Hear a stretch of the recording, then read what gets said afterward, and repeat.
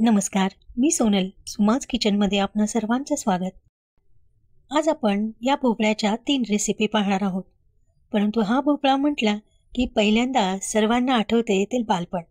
तुम्हालाही आठवले ना? लेकीकडून परत घरी जाणाऱ्या आजीची गोष्ट. चल रे भोपळ्या टुणूक टुणूक. चला रेसिपीला सुरुवात करूया. भोपळा व्यवस्थित चिरून घेतलेला आहे. त्याची पाट काढून अशा पद्धतीने आपण भोपळा चिरून घ्यायचा आहे. हा भोपळा तयार आहे, म्हणजे पिकलेला आहे. आणि हा भोपळा पिकलेला जरी असला तरी खूप मऊ झालेला नाही, तो करकरीत आहे. अशा पद्धतीचा हा भोपळा आपल्याला घ्यायचा आहे. कुकरमध्ये आपण 2 चमचे तूप घेतलेलं आहे. त्यामध्ये आपल्या आवडीनुसार आपण ड्रायफ्रूट्स फ्राय करून घ्यायचे आहेत. या रेसिपी बनवताना कुकरचाच वापर करा किंवा जाडबुडाची कढई वापरा. आता यामध्ये आपण पहिल्यांदा 1 चमचा तळलेल्या डिंकाची पावडर आहे ती यामध्ये टाकायची आहे आणि छान व्यवस्थित परतून घ्यायचं आहे. त्यानंतर आपण चिरलेला भोपळा यामध्ये टाकायचा आहे आणि तुपामध्ये व्यवस्थित फ्राय करून घ्यायचं आहे. 1-2 मिनिट व्यवस्थित आपण प्रत्येक भोपळ्याच्या तुकड्यांना तूप लागेल आणि ते छान थोडेसे शॅलो फ्राय होतील अशा पद्धतीने परतून घ्यायचे आहे.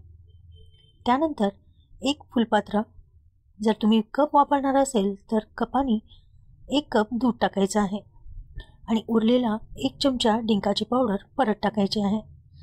मिक्स करून कुकर आपल्याला बंद करायचा आहे आणि कुकरच्या 3 शिट्ट्या होऊ द्यायच्या आहेत. एखाद्या वेळेस भोपळा जर कच्चा असेल, निब्बर असेल तर 4 शिट्टे लागतील. त्यानंतर हा शिजलेला छान भोपळा आपण स्मॅश करून घ्यायचा आहे. केव्हाही असे पदार्थ बनवताना हे मिक्सरमधून किंवा ज्युसरमधून बारीक करून न घेता अशा पद्धतीने स्मॅश करून घ्यायचे. त्यामुळे छान चव तर येतेच, आपण एखादा पदार्थ खातोय याचा फील येतो. कारण मिक्सरमधून बारीक केलं की ते ज्यूस तयार होतं आणि मग ते खाल्लो का नाही हे समजतच नाही. आपण पाहिल्यात स्मॅश करून मी साईडला ठेवलेलं आहे आणि तुम्हाला जेवढी खीर बनवायची आहे तेवढं आपण दूध घ्यायचं आहे. आता यामध्ये 1 वाटी म्हणजे छोटी 1 वाटी, मोठ्या चमचेने 2 चमचे गूळ वापरलेला आहे. अशा पदार्थांमध्ये साखरेऐवजी गूळच वापरा. अप्रतिम चव येते, शिवाय पौष्टिकता तर अधिकच. आता आपण जो गर करून घेतलेला आहे आपण पाहू शकता किती छान स्मॅश झालेला आहे आणि दाणेदारही आहे. तो या दुधामध्ये व्यवस्थित मिक्स करून घ्यायचा आहे. आपण भोपळ्याची खीर बनवत आहोत. सर्वात पहिल्यांदा पदार्थ जो आहे तो भोपळ्याची खीर.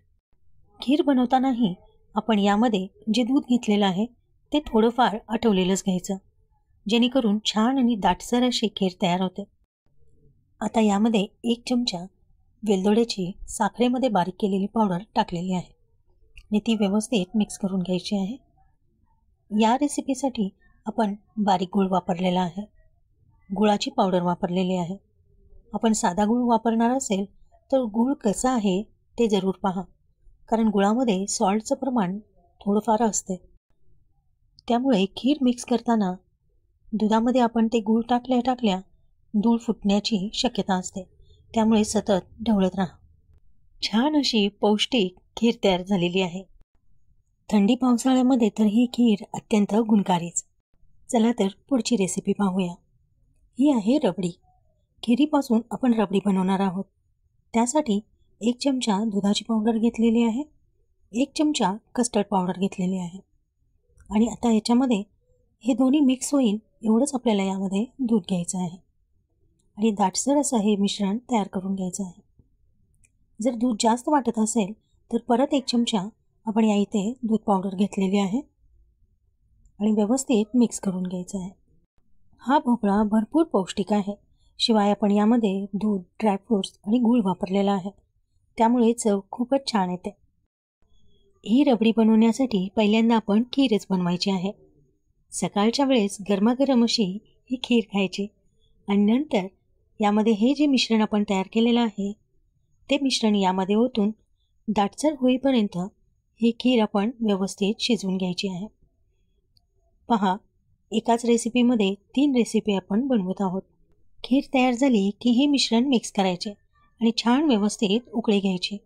पहा, एकदम दाटसर अशी ही रबडी तयार झाली. ही रबडी तुम्ही थंड करूनही खाऊ शकता किंवा अशा पद्धतीने गरमही खाऊ शकता. आता या रबडीचा आपण तिसरी रेसिपी बनवणार आहोत.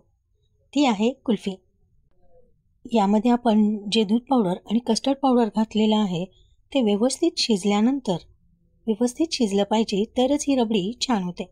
व्यवस्थित शिजल्यानंतर ही रबडी पूर्णपणे थंड झाल्यावर आपण कुल्फीच्या साच्यामध्ये ही रबडी भरायची आहे. आणि ही तयार झाली आपली एकदम मस्त अशी चवीची कुल्फी.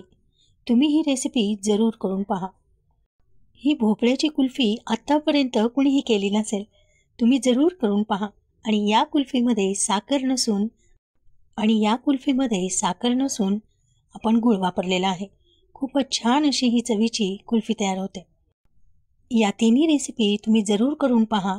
रेसिपी आवडली असल्यास व्हिडिओला लाईक करा, शेअर करा आणि माझ्या चॅनल सुमाज किचनला सबस्क्राईब करा. आता हे मोल्ड आपण फ्रीझरमध्ये ठेवायचे आहेत आणि दुसऱ्या दिवशी मस्त चवीची ही छान थंडगार कुल्फी तयार झाली. तयार झालेल्या कुल्फीचा व्हिडिओ घेता आला नाही कारण दुसऱ्या दिवशी आम्ही शिफ्ट होणार होतो, त्यामुळे तो व्हिडिओ बनवला गेला नाही.